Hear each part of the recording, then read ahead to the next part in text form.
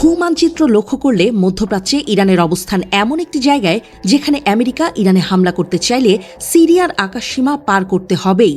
ঠিক সেখানেই ওঠে একটি প্রশ্ন, ইরানকে কবজাগত করতেই কি কৌশলে বাশার আল আসাদকে সরিয়েছিল নটবর আমেরিকা ও তার মিত্র ইসরায়েল?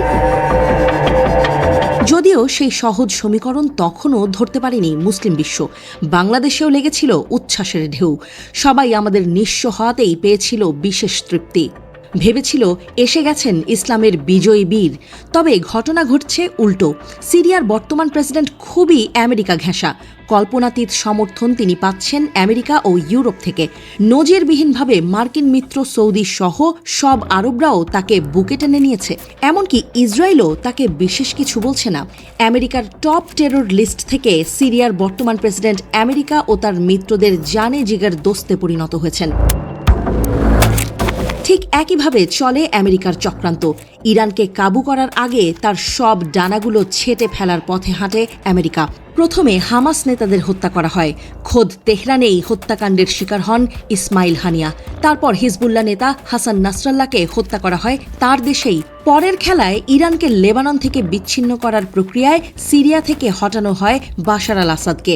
বাশারের পতন সিরিয়ায় রাশিয়ার উপস্থিতিতেও লাগাম টানে। খামেনি হয়ে পড়েন পুরো দস্তুর নিঃসঙ্গ। হারাধনের 5 ছেলের শেষ ছেলে হয়ে যারা থাকেন খামেনির হাতে, তারা হলো ইয়েমেনের হুথি। ইরান থেকে সে বহুদূরের পথ। এসব খেলার প্রতিচক্রেই ইসরায়েল আমেরিকাকে সহায়তা করতে থাকে আরব দেশগুলো। মুখে নিন্দার কোরাস তুলে আরব লীগ সামিট কিংবা OIC এর বৈঠকে হট কফিতে কোল্ড চুমুক দেয় আরবরা। তবে তা কেবল কথার কথা।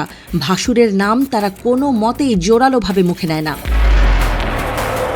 ফলে ইসরায়েলে হামাসের সূত্র ধরে বছর 2 পরিকল্পনায় আকাশ পাতাল এক করে এবার আমেরিকা ইসরায়েল হানা দিয়েছে তাদের আসল নিশানায়। মুসলিম দেশগুলোকে হানি ট্র্যাপে ঘায়েল করা হচ্ছে আয়াতুল্লাহ আলী খামেনির ইরানকে, যে ইরান পশ্চিমা আগ্রাসনের বিরুদ্ধে মাথা তুলে দাঁড়ায়। এরপর হয়তো এভাবেই ইসরায়েল আমেরিকা পৌঁছে যাবে পাকিস্তানের দোরগোড়াতেও। কারণ কোনোভাবেই তারা চায় না মুসলিম কোনো দেশের হাতে কোনো পারমাণবিক অস্ত্র থাকুক। নেতানিয়াহু বহু আগেই ঘোষণা দিয়েছিলেন ইরানের পর তাদের টার্গেট পাকিস্তান। সম্প্রতি ইসরায়েলের এক সাবেক মন্ত্রীও পাকিস্তানে হামলার ইচ্ছা পোষণ করেছেন। ইরান মিশন সফল হলে ইসলামাবাদে হামলে পড়তে তেল আবিবের খুব একটা কষ্ট হবে না। পাকিস্তানের পাশেই আছে ইসরায়েল মিত্র ভারত। তারাই তাদেরকে পূর্ণাঙ্গ সহায়তা করবে। আগেও একবার ভারতের সাথে মিলে পাকিস্তানে হামলা চালানোর পরিকল্পনা করেছিল ইসরায়েল।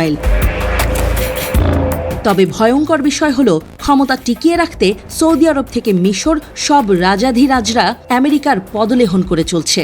সেই সুযোগেই একে একে মুসলিম শক্তিগুলোকে গিলে খাচ্ছে জায়নিস্টরা। আমেরিকাই ইহুদিদের হয়ে বিশ্বে তাদের এজেন্ডা বাস্তবায়ন করছে। আজকে যে মুসলিম দেশ ইরানের পতনে মজা নিচ্ছে, কালকে সেই হয়তো হবে আমেরিকা ইসরায়েলের সহজ শিকার। ইরান তো বুক চিতিয়ে লড়ছে।